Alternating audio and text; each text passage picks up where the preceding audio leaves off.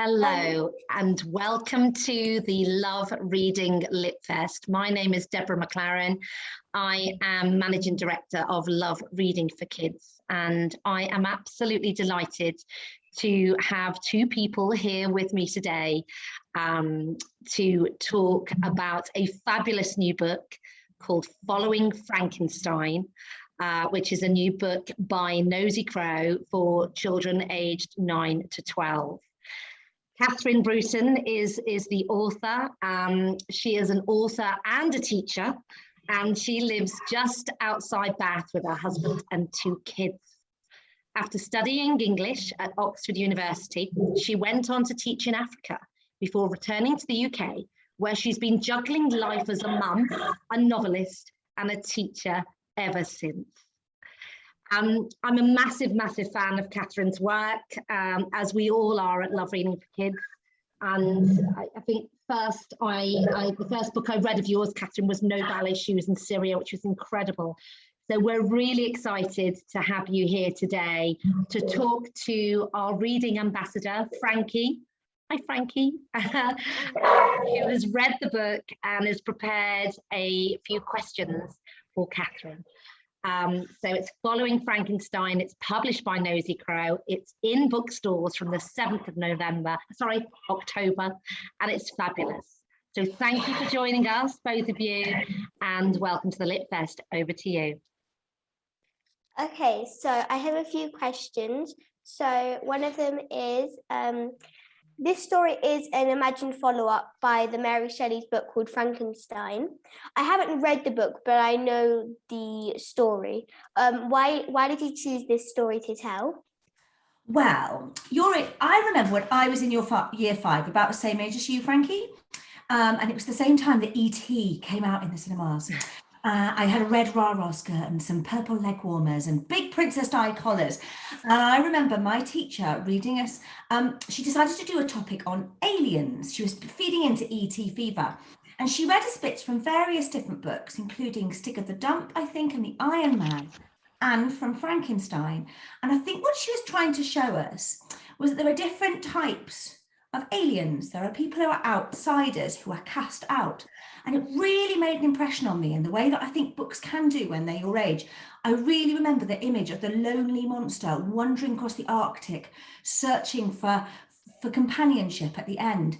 I didn't, and yet over the years, when you see Frankenstein, it's normally, about 1,000 Halloween costumes, isn't it? And people imagine Frankenstein's monster, they think of it as this horrible green creature with a bolt through his neck and he's gurning and inarticulate.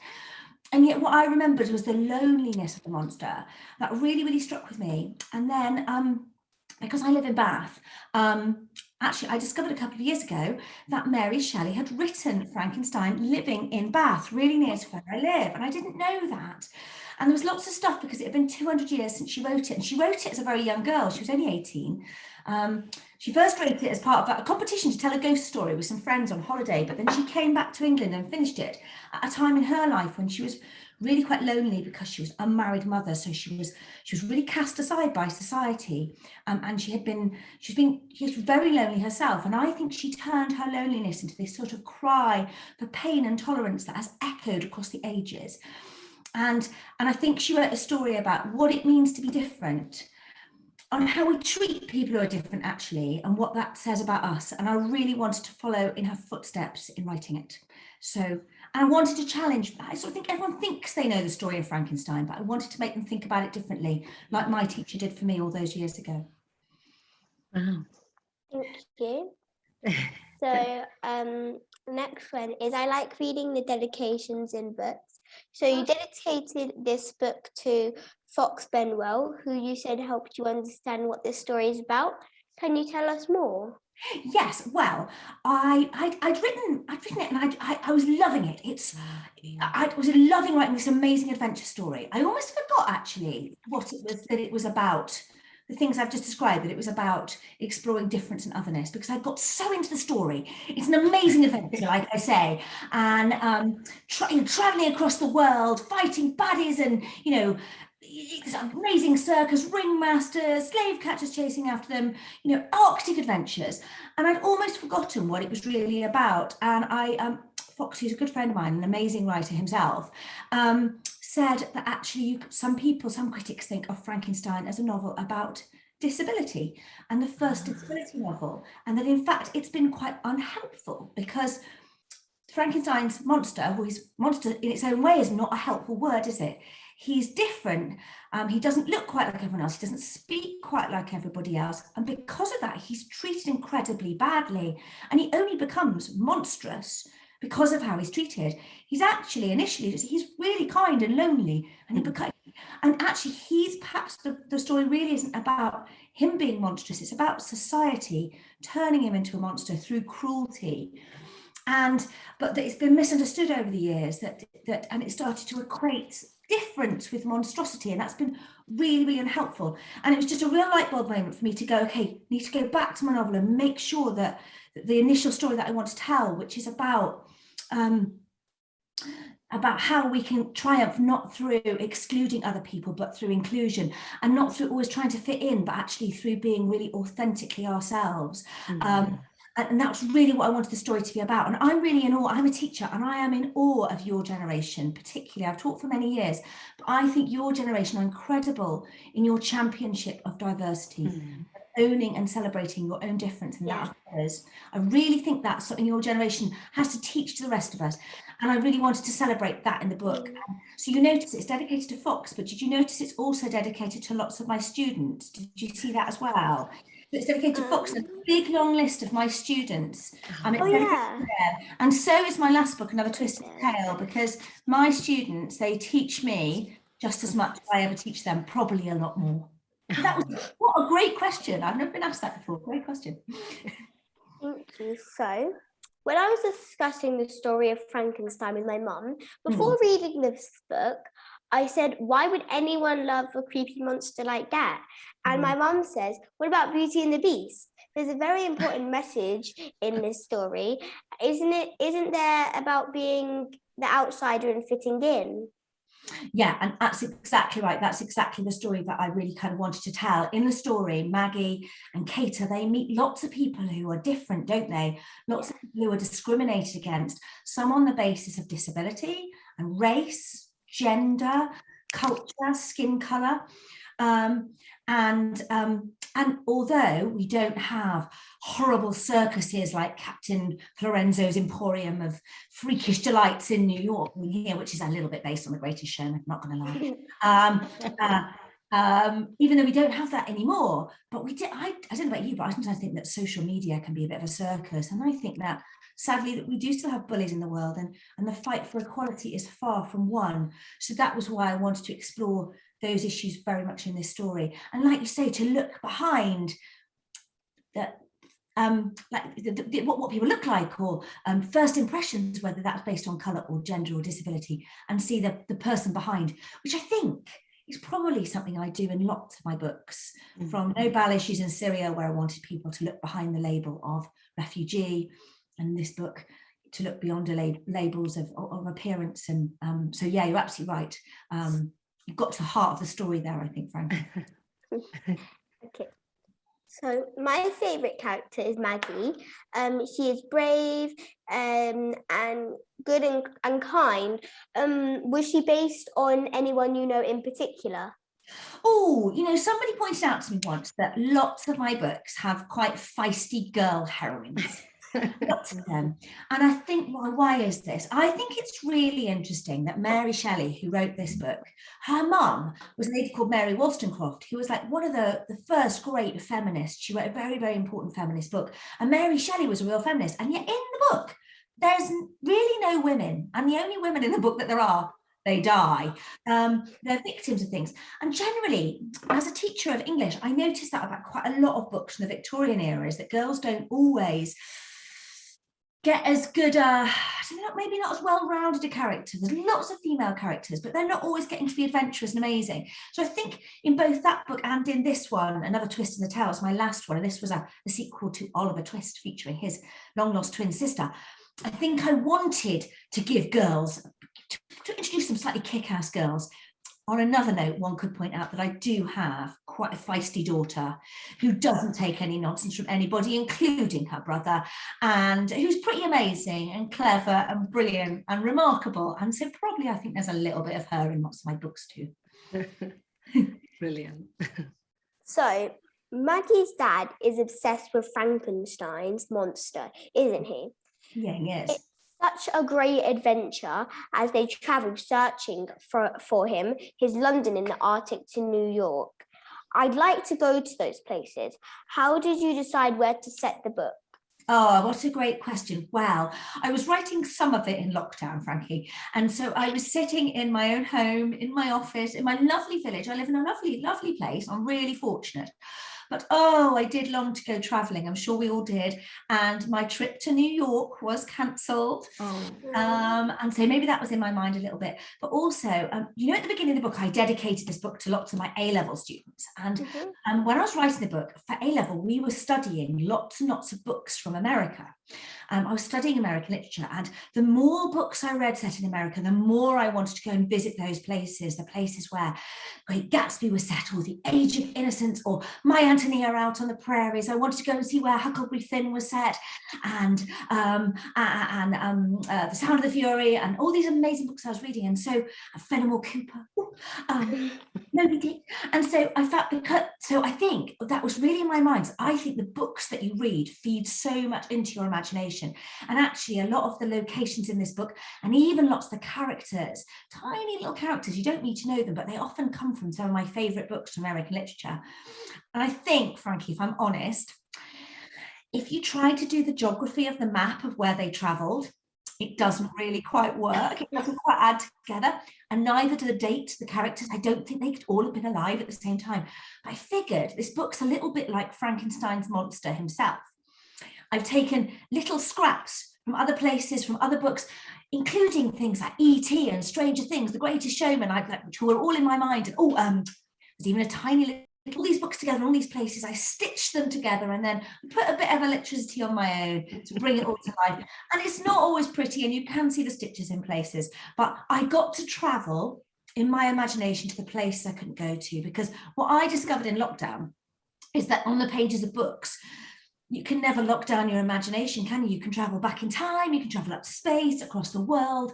And in both when you're writing books and telling stories, you can't lock down your imagination. So I think that's why it's a book that's a real epic adventure across America. But have I got all the exact places totally right? I'm not totally sure, but I think it's a work of sci-fi, so it doesn't matter. That's what I'm saying. We love that. That is such a brilliant way of putting it. I love it. I love it. There was something actually in there. You talked about a patchwork again in the book at one point, Catherine, where, I can't remember the exact wording, but it was something like it was a patchwork of kindness. All the people that helped them on their adventure, It was a patchwork of kindness. And I just thought that was just such a lovely, I remember scribbling it down as I read it going, I love that, that patchwork and everything coming together. Lovely. Because I write about the Underground Railroad, don't I? That's right. right. I'm studying with some of my year 7s as part of looking at Harriet Tubman and a play about her.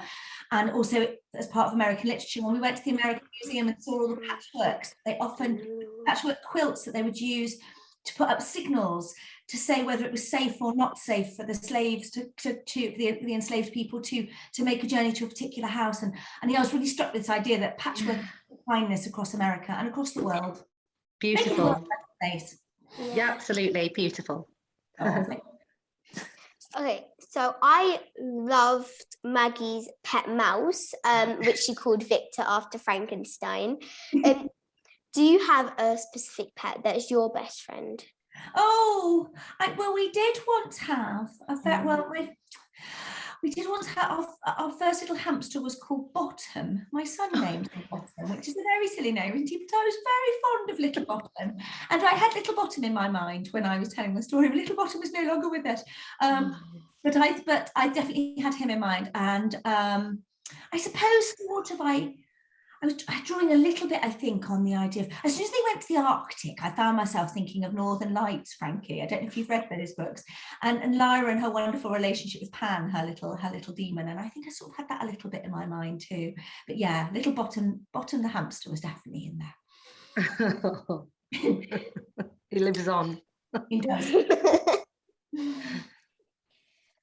think all good books need to have a good baddie, and there's one really horrible one in here who is called Florenzo.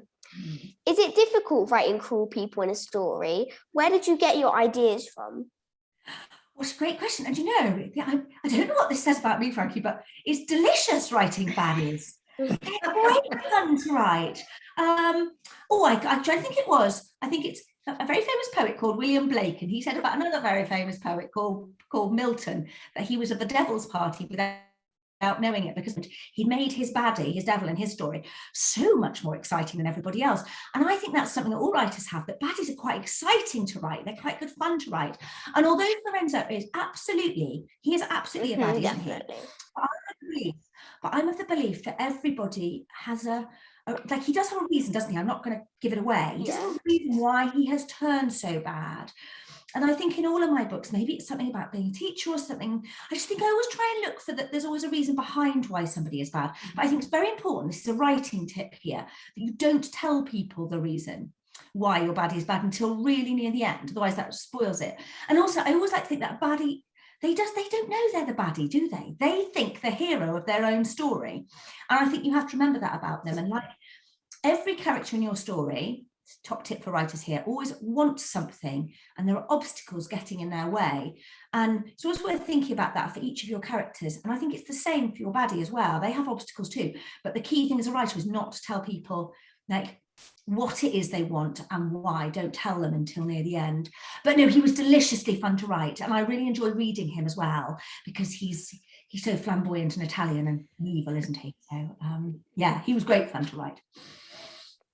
So do you like being an author? Because I want to become one when I grow up. So I'm curious about when you knew you wanted to do this and when you realized you had made it. Well, what a brilliant question, because the answer is, again, exactly your age. I think you're a very important age in your life, Frankie. I remember entering a competition, and I was about 9 or 10, and it was the Chester Zoo short story competition, and I wrote a story about a giraffe who wanted to be taller. And I think this is because in year 5 I stopped growing. Anyway, I was very short. I'm still very short. I'm only 5 foot, but my little brother was in year 2 at the time, and that was the year that he overtook me. And nowadays my brother's 6'4" and I'm only 5 foot. So I think that may be why I wrote the story about the little giraffe. Now, I did not win that competition. That's not what made me an author. It was that I remembered the buzz of telling a story and how I love doing that more than anything else. And the fact that I can remember a story I wrote a very, very long time ago, what an amazing feeling that was. And that's what made me, I think, realize I wanted to be an author. It is the best job in the world, Frankie, but it is sometimes the worst. Yeah. So sometimes I'm full of ideas and it's amazing and I'm desperate to get them down, but there are some days you start writing, you sit down and you think, oh, hey, it's terrible, my writing's awful, it's never going to be any good. So if there's any writers out there, and yourself included, who doubt what you've written or think it's rubbish, that's really normal as well. And sometimes you have to walk away from it or come back to it. So I love it, but I wouldn't just be an author. Remember I said earlier how inspiring my students are. I'm lucky enough to work with incredible young people who also inspired both these books. So I started writing this one. They're both spin-off stories. They're both sequels to great books. And I started this one in Creative Writing Club at school because we did a project on telling stories about minor characters from other books. And my students wrote so well. They wrote things on like Dracula's mum, and somebody did Mr. Darcy's daughter, and somebody did Gatsby's, the little Pammy from Gatsby, Daisy's daughter, and someone else did one called Voldemort, the misunderstood wizard. And they were so good that I thought, well, I've got to write something. And I started writing, and they really inspire me. So if I didn't have my students, I wouldn't be anywhere near as good a writer. So I like having both. I like to have lots going on in my life, feeding my imagination and inspiring me. And then I love days when I can sit and, so I like both. And Catherine, what would be great is if you could read us a little passage from the book today. That would be great if you've got one prepared. Lovely. So I'm going to read from really near the beginning, just after the prologue in chapter 1. You have to forgive me, I'm going to put my silly glasses on so I can read. It was on a dreary night in November that I beheld the accomplishment of my toils. The rain pattered dismally against the window panes and my candle was nearly burnt out. I paused and glanced round at the eager faces looking up at me. a ragtag collection of duck children, the kids of sailors and sailmenders, waifs and strays and workhouse brats, all perched on lobster pots and upturned barrels, or crouched on the cobbles of the jetty, all listening with bated breath to the tale of the man who created a monster. I took a deep breath and continued. I collected the instruments of life around me so I could infuse a spark of being into the lifeless thing that lay at my feet. I didn't read from a book. I didn't need to, because I'd learnt the tale of Victor Frankenstein before I was 5 years old. The story of the scientist who thought he could play God and create a man out of threads and patches and then infuse a spark of life into its cold form and bring it into being. I'd heard that tale from my cradle. My earliest memories were of my father telling me as a bedtime story, breathlessly recounting how the scientist, who was horrified when he saw what he'd done and ran off into the night, abandoning the creature that he'd made. I was rocked to sleep with tales of the creature's misery, then its rage, and finally, its murderous revenge. A fine tale to tell a child. Go on, Maggie, what happened then? Demanded Tommy Tucker, the harbour master's boy, whose beatings were etched like a map of the world on his skinny frame. Yeah, tell us when the monster wakes up, because I like that bit best. That was Jenny Stocking, who washed the pots in the leaky galleon and told fortunes and tea leaves for a penny a go. So I leaned forward and assumed my most sombre expression. I saw the dull yellow eye of the creature open. A fine tale indeed, but it was a true one for all that, because my father, he'd actually met Frankenstein's creation long, long ago when he was a young captain on a voyage to the Arctic. He'd found Victor Frankenstein pursuing the creature across the tundra, bent on destroying the monster he'd created. That unholy story, told to my father by Victor Frankenstein on his deathbed, would go on to shape the course not only of my father's life, but of my own too. His yellow skin scarcely covered the muscle and arteries beneath. I went on in my best tale-telling voice. His watery eyes seemed almost the same colour as the dun white sockets in which they were set. I felt a collective shudder run through the ragtag audience listening to the tale, and in my pocket I felt a familiar wiggle as my small pet mouse, Victor, alert to the collective excitement, peeked his nose into the cold air to see what was going on.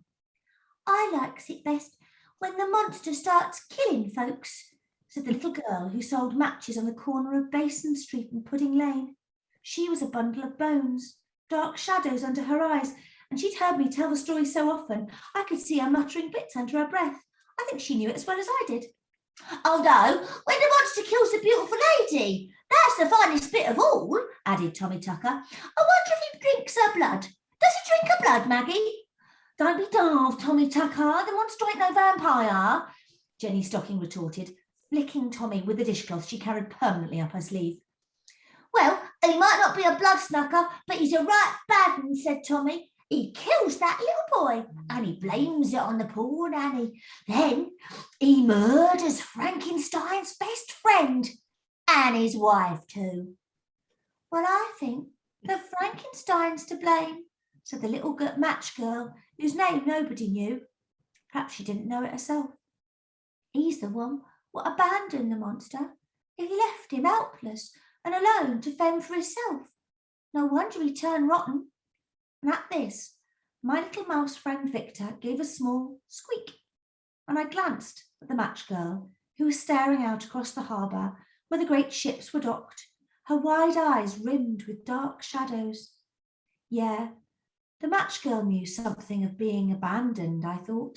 She knew all about loneliness, and so did Frankenstein's creation. And so, thanks to that same creation, did I. Oh, that was just so perfect. And you know, I can't believe you chose that bit, because as I was reading, quite often when I'm doing these events, I will scribble a little, a few notes. And I remember that scribbling, just love Tommy Tucker and Jenny Stocking. And the way you just read them was exactly how I read them in my head, with those accents and everything.